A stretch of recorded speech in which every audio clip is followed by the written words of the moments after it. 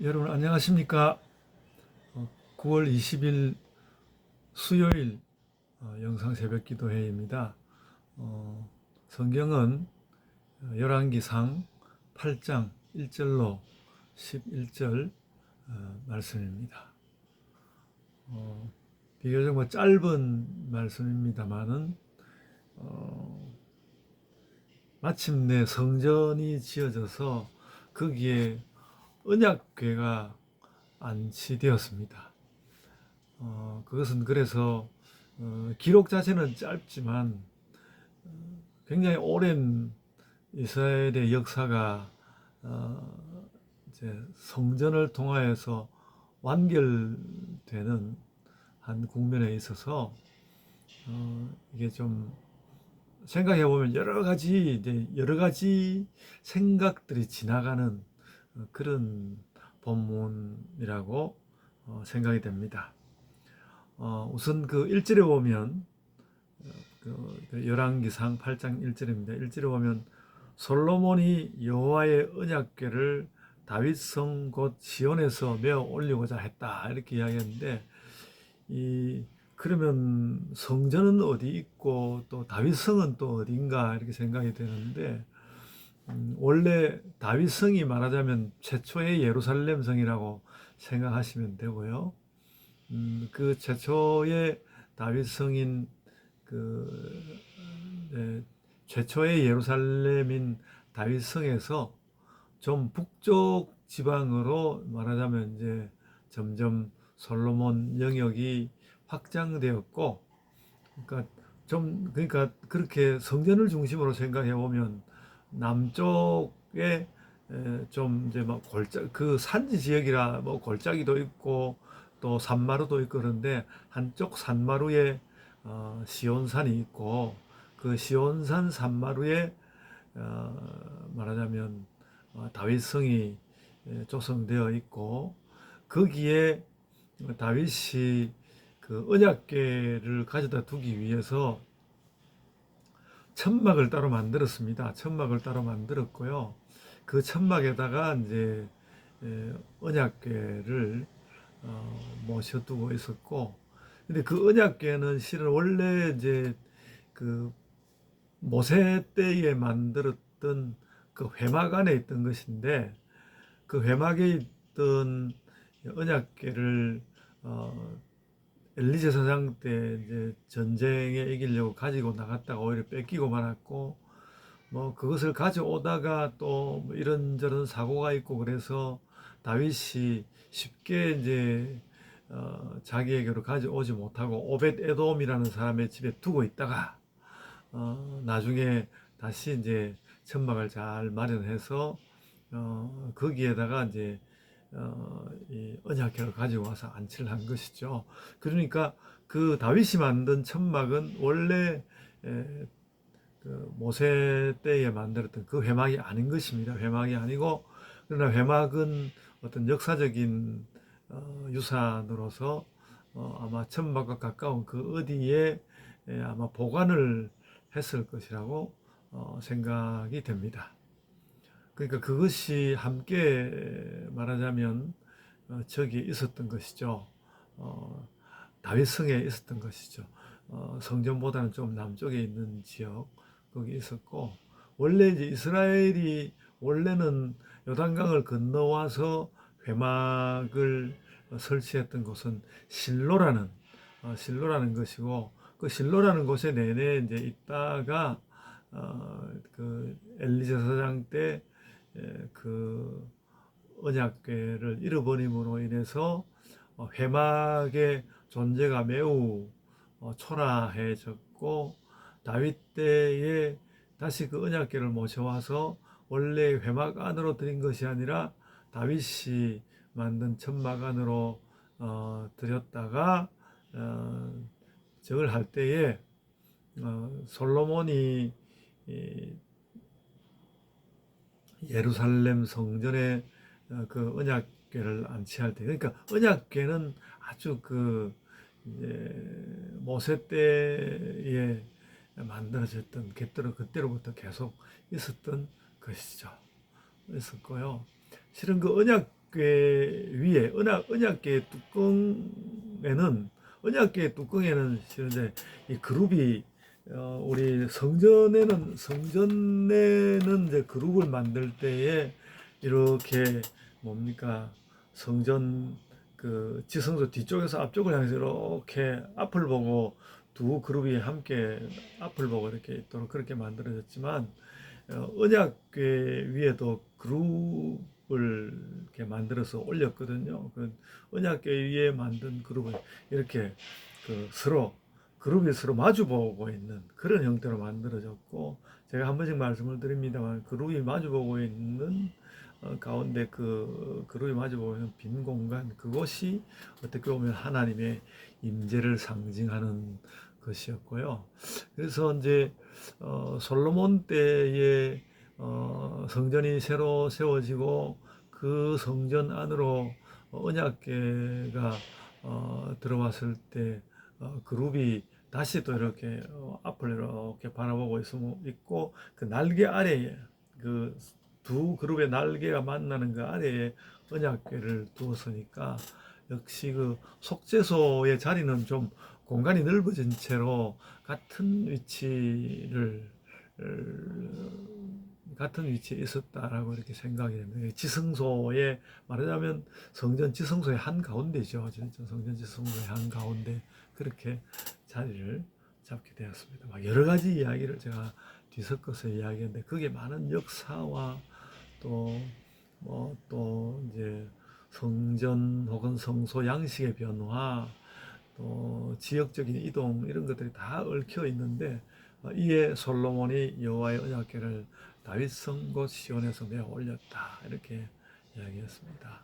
그러니까 성전산이 시온산보다도 조금 더 높았다고 생각하시면 될 것 같습니다. 성전산이 시온산보다 조금 높은 위치에 섰고, 그 말하자면 시온산에 있던 언약궤를 성전산 그 성전의 지성소로 모셔드렸다 이렇게 이해하시면 딱 맞다고 생각이 됩니다.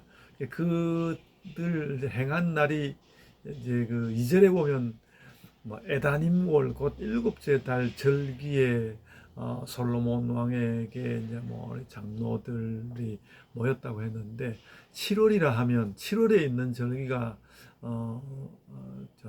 말하자면 초막절입니다. 초막절 절기 다른 성경 해설하는 분들도 아마 초막절일 것이다. 초막절을 기해서 초막절이 이제 광야 시대를 대변하는 절기라고 생각할 수 있는데 그 어떤 광야 시대를 대변하는 절기, 그날에 광야의 그 정신도 받으면서 이제 예루살렘의 언약궤를 모셔드리는 그런 행사를 하였고요. 그래서 이제 6절에 보면 제사장들이 여호와의 언약궤를 그 초소로 메어 드렸으니 그 성전 내소 지성소 그룹들 날개 아래라 그렇게 이야기해요. 그러니까 이제 지성소에 세워진 두 그룹의 그 날개 사이에 언약궤가 놓였고, 그 언약궤 위에는 역시 원래 그 속죄소라고 부르던 곳으로 좀 그 위에 있는 큰 그룹과는 달리 또 작게 만들어진 그룹이 서로 마주보고 있는 그 속죄소도 그 안에 있었으리라 이렇게 당연히 생각이 됩니다. 정말 역사와 거룩이 함께 있는 참 거룩한 지성소이죠. 그렇게 만들어졌고요. 그리고 9절에 보면 그 궤 안에 두 돌판 외에 아무것도 없었다고 그랬는데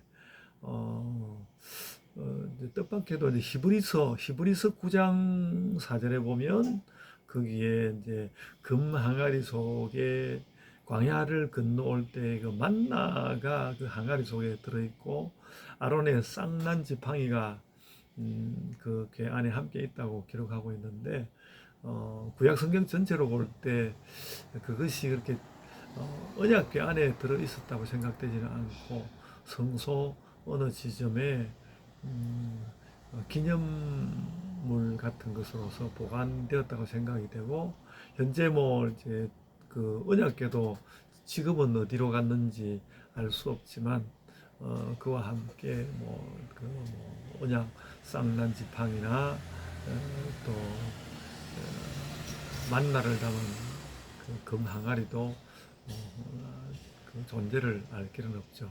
구약 성경에도 그 존재들은 이야기되어 있으나 그것이 언약궤 안에 있다고는 구약 성경에는 그렇게 명확하게 기록되어 있지는 않는 것 같고, 구약 성경은 거듭해서 그 안에 출애굽기도 그렇고 오늘 우리가 읽고 있는 열왕기도 그렇고 그 언약궤 안에 두 돌판이 있었다고 이야기하고요.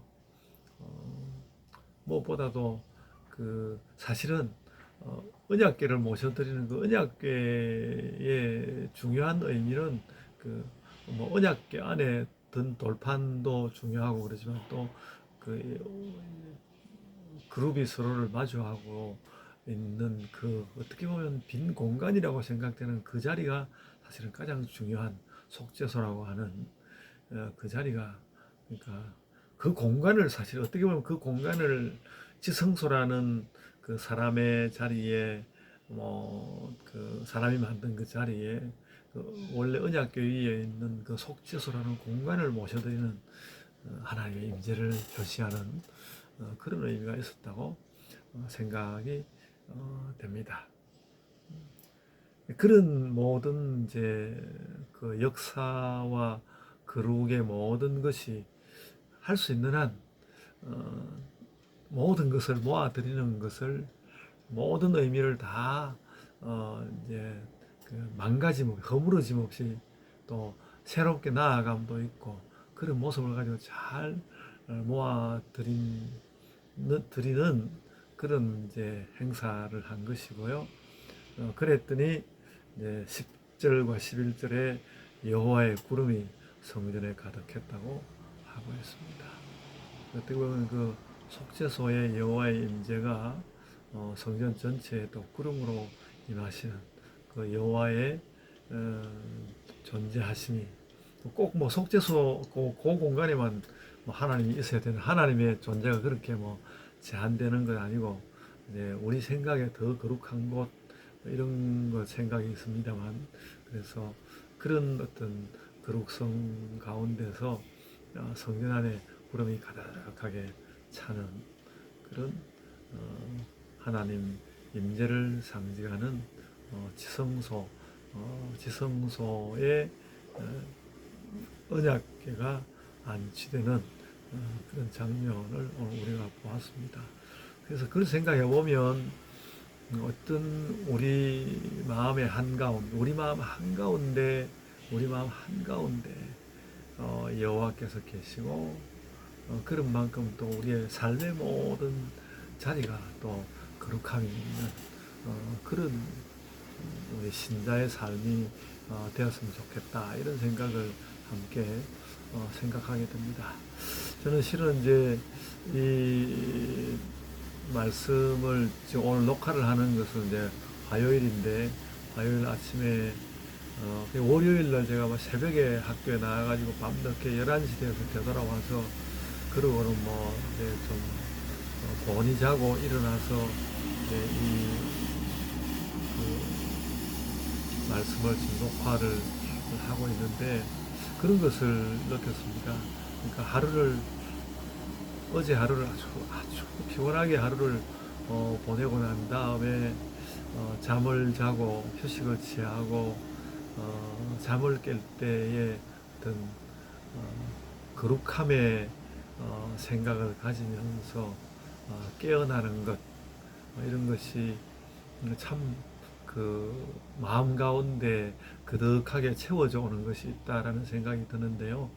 그것이 이제 오늘 하루만 아니라 살아가는 나날이 늘 그래야 하겠다라는 생각이 들고, 여러분의 삶도 여러분들이 참 힘써서 일하고 난 다음에 주님 안에서 휴식을 취하고 또 일어날 때는 거룩함을 안고 일어나고 그렇게 살았으면 좋겠습니다. 오늘 지성소에 언약궤가 안치되는 그 장면을 통해서 우리 존재의 거룩함과 또 삶의 거룩함을 함께 생각해 보게 되었습니다. 그래서 오늘 좀 말씀이 좀 길어졌습니다.